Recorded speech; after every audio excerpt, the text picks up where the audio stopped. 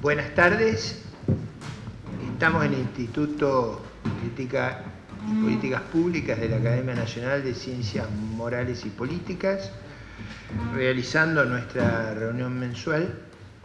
Tenemos el privilegio y la distinción de que hoy nos acompaña como expositor un hombre notable de la ciencia argentina.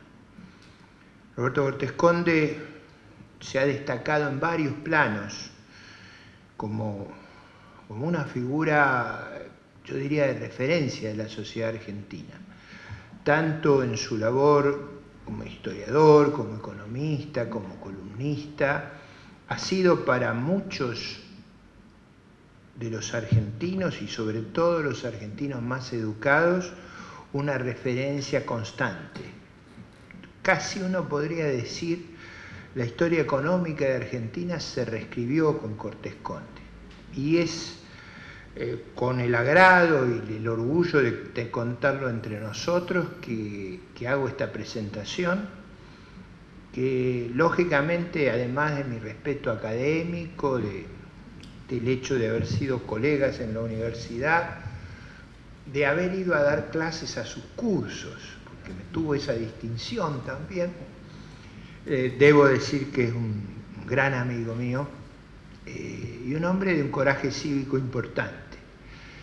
En las horas más difíciles de nuestra patria, yo me acuerdo que cuando tratamos de cambiar el destino y quisimos hacer una presentación que llegara al núcleo de la intelectualidad argentina, Roberto tuvo el coraje y la disposición de presentar un libro que yo había escrito, pero que básicamente lo que servía era para referenciar a la sociedad argentina de qué envergadura era el compromiso de mucha gente con lo que fue posiblemente una gran oportunidad para dar vuelta a esa larga decadencia que afecta a nuestro país desde la Segunda Guerra Mundial, en términos de haber bajado fuertemente nuestro ingreso per cápita relativo frente a otros países, aunque hayamos crecido, lo que hemos crecido mucho menos que el resto. Y en ese compromiso personal a mí me resultó inolvidable su participación, su disposición y la energía con que argumentó a favor de lo que yo creo que hubiera sido una muy buena opción, pero por eso estoy también muy agradecido. Así que el micrófono es tuyo. Muchas gracias, Roberto, por venir y ahora esperamos iluminarnos, como siempre ocurre contigo en todas tus presentaciones. Muchas gracias. Bueno, buenas tardes. Muchas gracias por la presentación. Mucho gusto de tenerlos acá. Para mí es un honor también el hablar en esta institución. Y quiero explicar un poco qué es lo que voy a decir, el propósito que tiene mi exposición. Yo acá voy a tratar de hacer algunas reflexiones de orden muy general, donde el problema que tengo es que va a ser muy difícil lograr en el poco tiempo que tengo hacer una síntesis de esto. Y una síntesis porque en el fondo lo que yo voy a hablar es una serie de reflexiones que tengo a través de los años de haber estudiado el caso argentino desde el punto de vista de la historia económica, que empezó haciendo estudios muy monográficos, por ejemplo, el hecho de construir series nuevas sobre salarios en la Argentina, comparar salarios argentinos con inmigración y ver que en realidad la inmigración no era como se decía en la época que yo era estudiante, en el famoso libro de Historia Económica del ingeniero Ortiz, que era por el hecho del efecto push que tenían los países de emigración, que echaban gente, pero que la situación de los inmigrantes en la Argentina era tan mala que todos no tenían posibilidad de acceso a la tierra y no era lo que pasaba en Estados Unidos. Entonces, sobre el periodo de la gran expansión agropecuaria se había tenido una visión muy crítica que había sostenido que la Argentina no podía seguir progresando porque había una distribución del ingreso muy desigual, no había ahorro suficiente, era una economía rentística. Y lo curioso, que esto que yo lo empecé a discutir con algunos otros, ya en los años 60, así que más de medio siglo, es que todavía queda como algunos mitos de la historia económica argentina, y ustedes leen el libro Acemoglu, donde cuando habla de instituciones, que también es cierto, pero dice que el problema en la Argentina es las instituciones heredadas con una tenencia de la tierra muy mal distribuida, que no hay el Homestead Act de Estados Unidos, y entonces la Argentina se quedó con una economía rentística y no una economía que podía desarrollarse. Eso a lo largo del tiempo he mostrado que estaba absolutamente equivocado. Tanto así que además yo, cuando estuve acá en la Argentina, su libro se ha difundido muchísimo, profesor de MIT, etc., le dije, esto está equivocado. Además, le digo, ninguna economía, no es nada malo que una economía empiece explotando recursos naturales, esta especie de cosas que si explota recursos. Además, Estados Unidos no empezó con la industrialización, empezó con la industrialización en Inglaterra, que requería algodón que los estados esclavistas del sur mandaban, y se construyó todo el bien de capital que se creó, la infraestructura de capital que construyó Estados Unidos, es gracias a la economía del algodón. Bueno, y en el curso del tiempo fue cambiando así. Pero todas estas cosas fueron parte de una serie de estudios que se fueron haciendo a lo largo del tiempo, y que ahora en este último libro que organizamos con Gerardo de la Paulera, hay toda una serie de estudios historiográficos donde ponen al día los cambios que, como dice Ricardo, pudimos hacer en los últimos 50 años. Pero ahí está el libro, no voy a exponer sobre eso, sino voy a exponer sobre mis propias reflexiones sobre qué es lo que pasó en la Argentina. Yo en el libro anterior, El laberinto argentino, digo, bueno, yo acá no voy a hacer lo que he hecho siempre, buscar información empírica, sino voy a reflexionar porque creo que tengo derecho, después de haber hecho estudios monográficos durante años, de pensar un poco el país, qué es lo que pasó en el país, y ahí es donde empecé, ya no, por supuesto, acá lo escribo, pero empecé hace muchísimo tiempo antes. Yo dije, bueno, conocer lo que era, para saber lo que pasaba en la economía, conocer lo que fue el pasado e interpretarlo bien, era muy importante para tener una visión realista de lo que estaba pasando.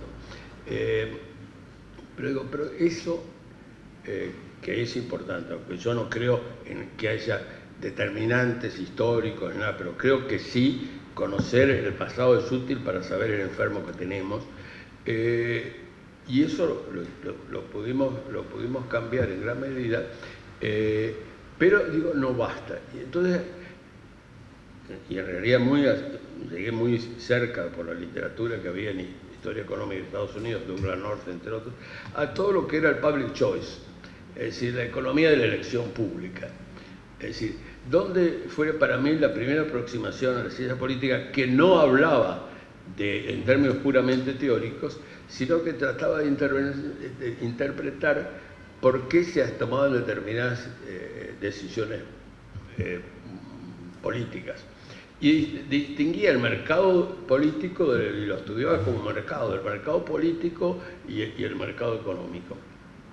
Con el hecho esto que en general la literatura sostiene que si hay fallas en el mercado económico, las fallas del mercado político son mucho mayores, porque el problema de qué son los bienes públicos, cómo se reparten, cómo se obtienen, son problemas tremendos, donde además ahí está el problema de la racionalidad. Uno supone que el individuo actúa con criterios racionales.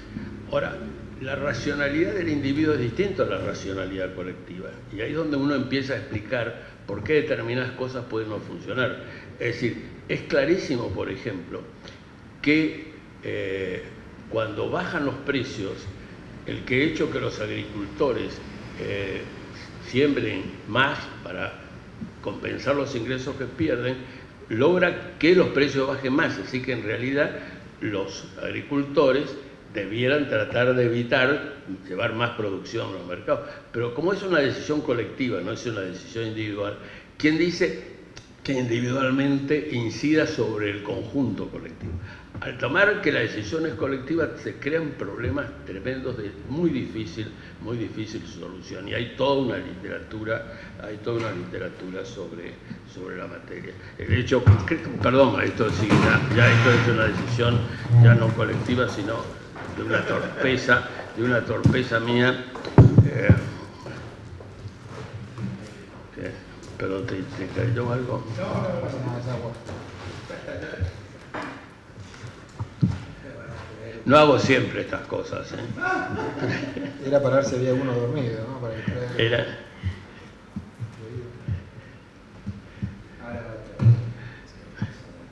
Ah. Sí, como la obra tiene que ser. El tema es, por ejemplo, que en el famoso ejemplo de la puerta 12, si alguien grita fuego, conviene que todos salgan en orden, que estén todos ordenados, y en realidad para el individuo es mucho mejor uno salir primero que esperar. Por eso además, en estas fallas de decisiones colectivas aparece el tema de los bancos centrales, es decir, viene una corrida y el hecho de que todos vayan, entonces se necesita un agente que tome una decisión por parte de todos. Bueno, ahí empecé yo. Me habían invitado a la ESEAD a dar un curso sobre economía de instituciones y yo fui el primero que traje la literatura del Public Choice a Buenos Aires. Y debo decir, en homenaje a la gente de la ESEAD, que siendo todos austríacos, yo estando en otra corriente, me aceptaron que diera un curso sobre el Public Choice, que era muy distinto a la visión que tiene la escuela austríaca. Mucho más neoclásico. Pero ahí empecé, cuando llegué al tema de que entonces la economía no basta, sino hay que ver las instituciones,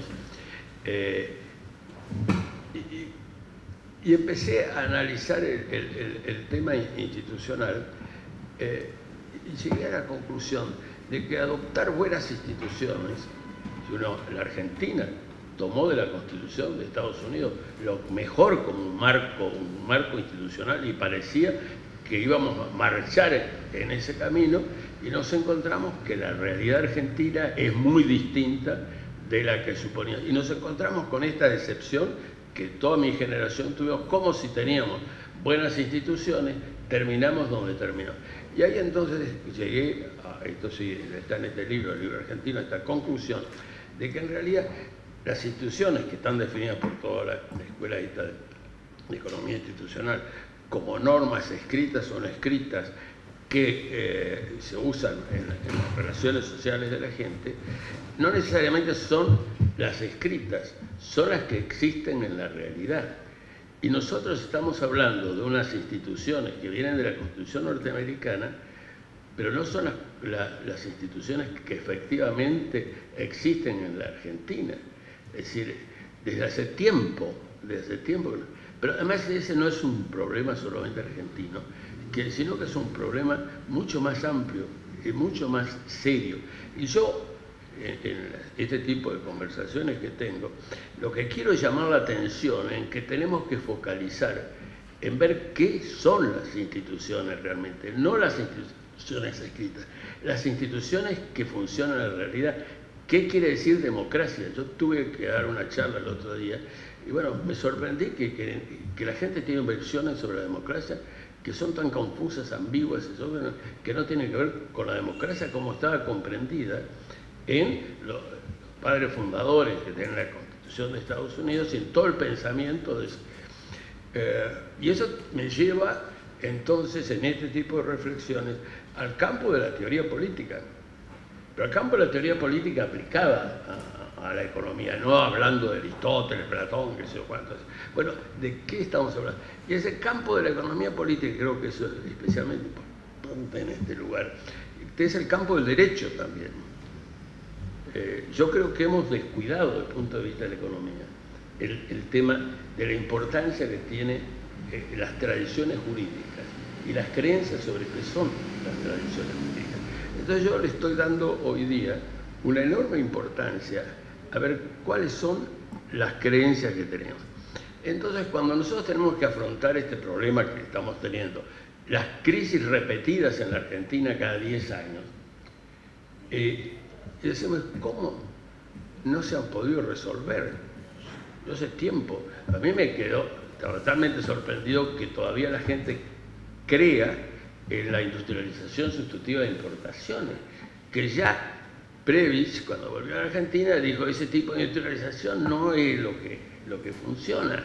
Es decir, ¿cómo es que la gente todavía piense que este país es un país que es abierto a la inmigración, cuando los dos fundamentos sobre los que funcionaba la política liberal inmigratoria de Argentina no era importar miseria como se importa ahora para seguir en la miseria, sino importar miseria para utilizar ese factor de producción del trabajo en abundantes tierras y capital, con lo cual su productividad aumentaba.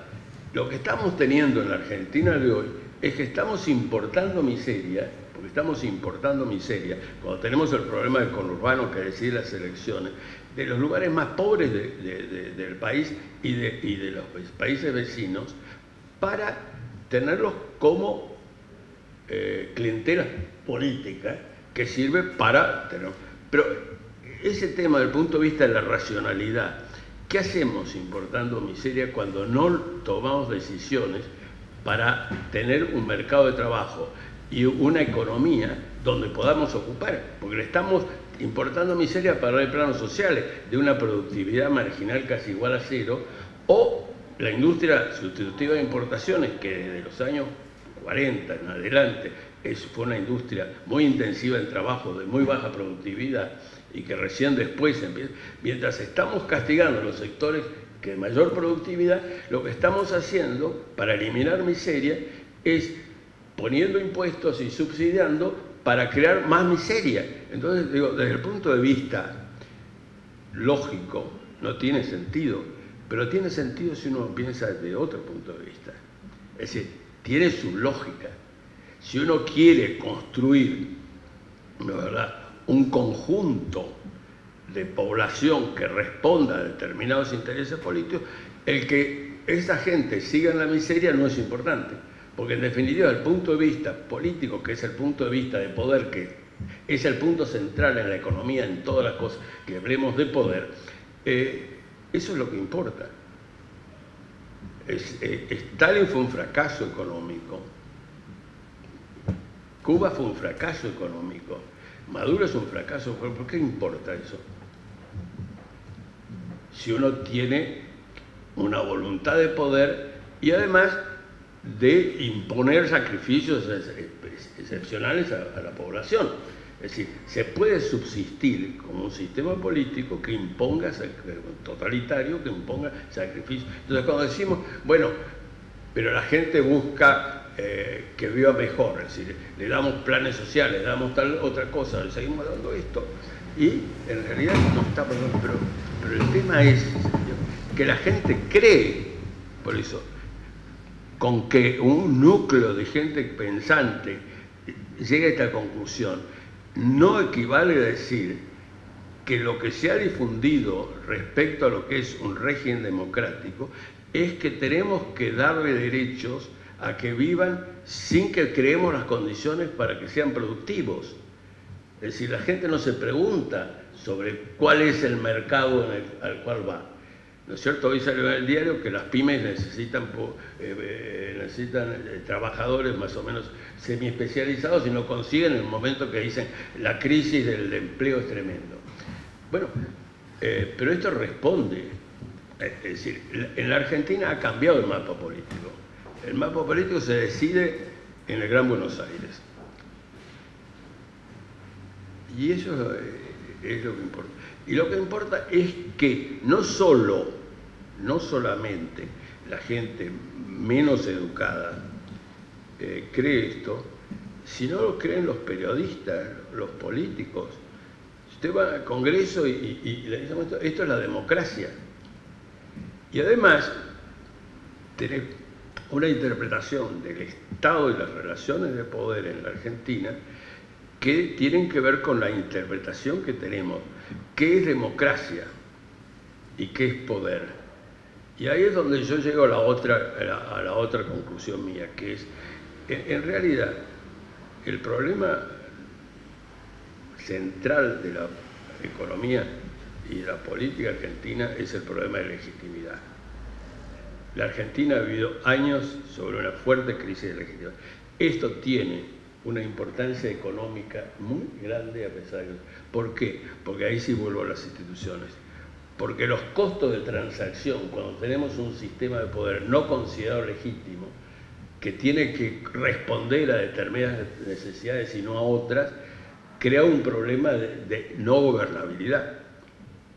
Es decir, usted para poder llevar adelante un programa, ese programa no solo que usted tiene que ser un programa bueno, sino un programa que la gente interpreta que es algo legítimo.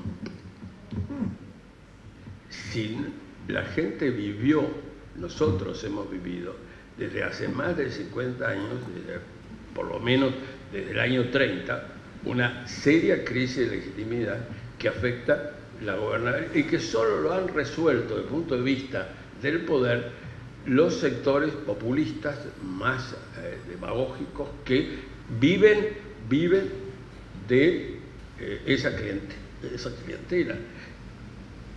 Pero no se puede explicar sin la ley de organizaciones sindicales que le da el control. Los dirigentes sindicales, los militares llegan a un grado de coronel, teniente coronel, general, eso, y se retiran, no queda ninguno.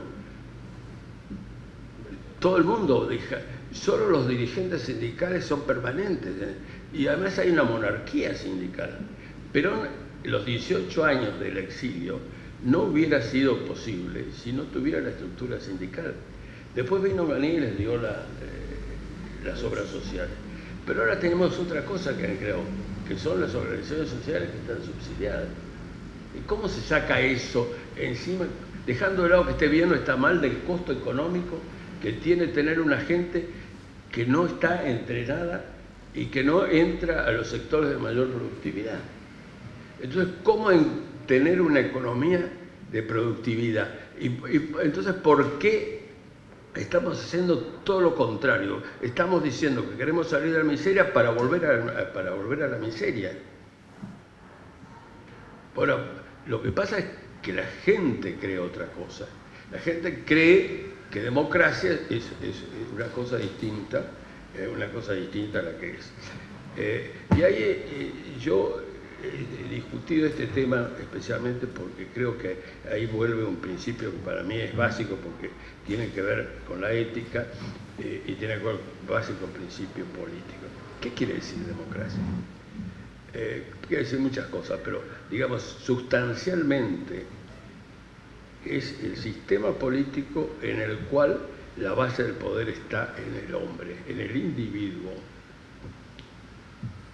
La legitimidad del poder reside en que yo soy un hombre libre, que tengo uso de la razón. Grocio decía, cuando habla de derechos naturales, ahora que hablan de derechos humanos, que son derechos naturales. Los derechos humanos, los derechos naturales, son muy limitados, porque si no dejas, es decir, están más allá de la legislación positiva, es decir, existen siempre. ¿Cuáles son? El derecho a la vida, a la libertad y a la dignidad. Es decir, los otros pueden ser derechos, el que yo tenga, derecho a la educación, son derechos de la legislación positiva, pero cuando todos son derechos humanos, no hay derechos humanos. Pero el derecho natural supone esto, que es un cambio monstruoso respecto a lo que fue el mundo durante siglos. El mundo durante siglos, las relaciones entre las personas tenían que ver con sus condiciones, con su estamento. Uno era noble, era campesino libre, era siervo o era esclavo, era extranjero. Pero sus derechos no eran como hombre, como individuo. Recién vino el iluminismo y dijo esto que queda plasmado en la Constitución de Virginia, en la Declaración de Derechos del Hombre, de la independencia norteamericana, de que todos los hombres son iguales, es decir, no pertenecen a ningún estamento. Esto fue una revolución intelectual, moral y política, pero no fue totalmente no discutida. así como esto cambió la cabeza de mucha gente, vino la reacción contraria, la reacción que estableció un principio que venía de antes, que era el de la necesidad de unidad del poder, y de volver a un sistema, ya que las revoluciones habían creado un gran desorden por todos lados, que había que volver a un sistema anterior donde se mantuviera. El imperio español, entra con las revoluciones independentistas la idea iluminista de los derechos individuales, etc. Pero viene rápidamente una reacción contraria. Pero no solo en América Española o en América Latina, también en España. En España, enseguida, en los años 40 y durante todo el siglo XIX, tenemos una reacción antiliberal, anti los derechos individuales, etc.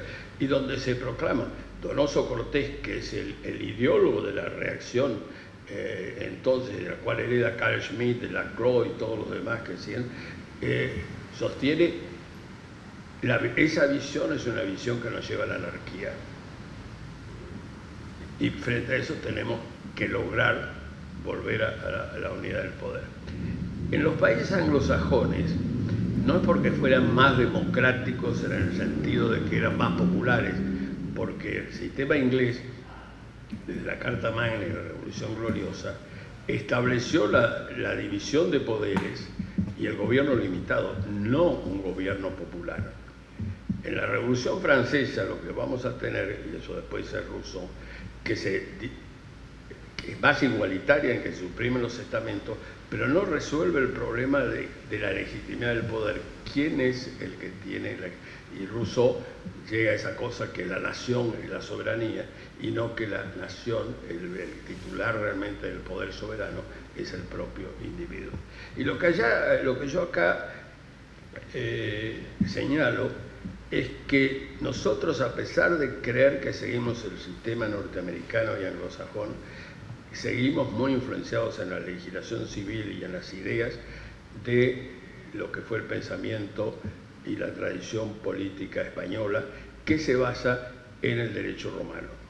Es decir, no se puede entender la diferencia entre los países latinos y lo que son los países anglosajones sin entender lo que fue el common law por un lado y lo que fue el sistema muy jerárquico de orden de arriba para abajo, que venía de Justiniano, las partidas de Alfonso el Sabio, y que queda permanentemente en el hecho de lo que después yo llamo de la democracia corporativa o la democracia cesarista. Es decir, donde yo voy a ceder, y esto está en el populismo, voy a ceder mis derechos a un líder que va a ser el que interpretar a las masas. Pero cuando uno dice, ¿por qué esto agarra tanto? Es porque eso nunca nosotros tuvimos la tradición pluralista, no digo democrática en el sentido popular, pero sí pluralista, que tuvieron los países anglosajones y que tuvo Estados Unidos cuando era colonia, que tenían sus asambleas. Es decir, nosotros hemos tenido un gobierno, una idea de la autoridad, es decir, del poder y la soberanía completamente jerárquica y establecida. Y esto todavía está, y yo me acuerdo, estudié Derecho, en un libro de Arturo Enrique Sampay, que fue presidente de la Convención Constituyente de 1949, ¿no? Habla de que hay distintos tipos de democracia. Existe la democracia liberal, existe la democracia corporativa y existe la democracia cesarista. Ahora, esta es la interpretación ahora que y yo tuve el otro día en una discusión pública, en una invitación que me hicieron con conjunto de gente que opinaba distinto a lo que opinaba yo, donde me dijeron, no, pero esa es la visión liberal. No, digo, es la visión única, porque democracia significa que el poder lo tienen todos. Y si el poder lo tienen todos, yo soy el titular último de ese poder, que estoy limitado en la medida que yo vivo en sociedad y tengo que establecer reglas para que no... Es decir, yo tengo el poder sobre mí mismo. Para entender el poder viene esto. Cada uno de nosotros sabe si quiere levantarse a las 7, a las 8, o sea, va a comer o no va a comer a tal lado, pero está limitado, tiene que vivir en sociedad y eso limita. Pero ¿qué hace? Uno delega, no es que tiene el poder dado por Dios o dado por algo.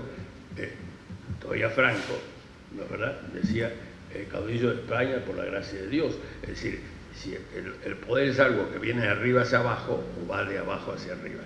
Y la democracia corporativa, que es un poco lo que empieza con la Constitución de la Reforma del 47, y desgraciadamente yo creo que está en la Constitución del 94, es decir, en cuanto se crean como hechos reales sujetos colectivos y no es el individuo, es parte de las creencias argentinas. Y la democracia cesarista, si los Maduro, Kirchner, yo delego, pero yo delego en fulano tal porque él es bueno con los pobres y no es malo con los pobres. Y que lo otro, la democracia liberal es una democracia oligárquica y solo posible en un mundo donde hay pequeños grupos. Bueno, eso, de algún modo, evidentemente, en el fin del siglo XIX, con los cambios de tecnología, viene el problema que crea que ya es muy difícil gobernar en pequeños círculos. Y ahí vienen todos los cambios que después Carl Schmitt, y acá llegó a la Acrópolis, es decir, que realmente en vez de razonar con el público, lo que tenemos que, bueno, ¿cómo está? Lo que tenemos que hacer es tocar las emociones y los sentimientos. Entonces, si logramos ver cuál es el punto sensible en un conjunto de gente, podemos interpretar, eso es la CLO, podemos interpretar a ellos y que el líder sea la verdadera relación democrática, que es una relación del líder con la masa directa y no con intermediarios, que esa relación con intermediarios es una relación oligárquica. Ahora, ustedes tienen de aquí en adelante una Argentina que hay que hacerle ver la realidad, pero que tiene una formación intelectual y un sistema de creencias que en realidad es muy distinto. Cuando yo veo las declaraciones públicas de gente culta, ¿no?, me asombra porque realmente no tiene en cuenta y creo que eso tiene una influencia, por eso, en lo que es las tradiciones políticas y jurídicas argentinas. Y que eso influye en la gobernabilidad y eso influye en lo que entiendo que es una crisis de legitimidad y en las dificultades de llevar adelante políticas económicas. Creo que no podemos aislar las políticas económicas de ver cómo esto se recepciona dentro de una mentalidad argentina conformada en gran medida por ideas que son muy distintas a lo que uno piensa que es la tradición constitucional. Uno lee la Constitución, se emociona, lo escuchaba a Alfonsín leyendo, y después pasan cualquier otra cosa, porque la Constitución del 24, la reforma del 24, no es la Constitución del 49. Más aún, yo en el libro El laberinto argentino señalo que con las reformas del 47 y con lo que pasa en la época de Perón, una corte sometida, etc., hay un cambio de régimen político en la práctica, no es que existe, cambió el régimen político. Y lo que tenemos, un país que no pudo desde entonces hasta ahora hacer cambios sustanciales como para poder llevar otro tipo de políticas, cómo caer de nuevo en esta reiteración de fenómenos antiguos, de creencias, como decía, cómo nadie se plantea que la sustitución de importaciones ya en los años 60 no andaba más. Ahora, es cierto también, y esto es lo que hay que tener en cuenta, volviendo a la historia económica, que el periodo de gran crecimiento argentino, yo decía, volviendo al tema de las crisis, en el siglo XX hay dos crisis que notablemente son crisis provocadas por factores externos, la de la Primera Guerra Mundial y la de 1930. Después todas las otras que pueden tener incidencias externas, pero básicamente tienen que ver con políticas internas. Ahora, ¿qué pasa? Y eso yo leía bastante, ¿qué pasa en el 30? Había un autor norteamericano que dice, la Argentina estaba muy mal preparada para afrontar una crisis. ¿Por qué estamos? Porque era una economía muy abierta. Después de los dos sopapos que fueron la Primera Guerra, que es más importante para mí que el 30, la desilusión sobre lo que estaba pasando, que duró hasta los años 60 en muchísima gente. Cuando yo iba a la universidad, todo el mundo pensaba que aislarse de los mercados internacionales era mejor y que había que crecer hacia adentro. Bueno, eso era lo de los años 50, el problema es que estamos en el siglo XXI. Pero era lo... ¿Y por qué? ¿Por qué estas creencias todo tan fuerte? Porque en un momento fue así. En un momento fue así. Ahora, ¿qué pasa? Usted tiene por eso las reacciones tardías, lo que llamaba Alejandro una reacción demorada a los shocks externos. Ustedes tienen que... Lo que pasó entre el 30 y el fin de la Segunda Guerra con Perón. Yo digo el 30 porque muchos de los instrumentos institucionales que después se van a usar aparecen en el 30, no aparecen solo con Perón. Lo que pasa es que con Perón asumen una dimensión muchísimo mayor. Pero ¿qué pasa con eso? Eso existía en todo el mundo. Control de cambios existía en todo el mundo. Guerras tarifarias de protección, todo eso. Pero de algún momento, especialmente después de la guerra, por una fuerte influencia norteamericana, el mundo cambia. Y tenemos que, del 50 al 70, tenemos el periodo de crecimiento del producto más alto en el mundo y del comercio en la economía mundial. Y la Argentina es cuando se queda retrasada, no con la caída que tiene después en los 70, pero se queda retrasada respecto a lo que es la economía mundial, lo que es Europa, lo que es Brasil, lo que es México, y se queda retrasada. ¿Por qué? Porque sigue lo mismo cuando las condiciones del mundo eran muy distintas. Pero acá vuelvo de nuevo a la política. ¿Y por qué no? Porque son todos idiotas. No, porque había un montón de intereses en relación a eso. Y cambiar eso era muy difícil. Pero además había, como existe hoy, un montón de intereses que decían no muevan las cosas, intereses que militares, empresarios, dirigentes sindicales que se vuelven un elemento fundamental de eso, y toda esa ideología que quedó, yo estaba en la universidad en los años 50, acerca que había que evitar los shocks externos, con lo cual se evitaban los shocks externos negativos, pero también los positivos. Ahora, la cuestión es explicarse por qué pasa medio siglo, donde después se vuelven a repetir todos estos ciclos de expansión que empieza con precios internacionales buenos o después de una salida de una crisis y recuperación, expansión, emisión, gasto, crisis, recesión, y empieza el ciclo nuevamente. Ahora, ese ciclo que empieza con la política, especialmente del peronismo, el cambio de la política, que si acá vuelvo a las políticas económicas, que básicamente que la Argentina, que tuvo los años de guerra civil en el siglo XIX, entre 1870 y 1930, tiene un gran consenso fiscal sobre la base de la expansión de las exportaciones y un impuesto basado en las importaciones. Ese consenso fiscal termina el 30.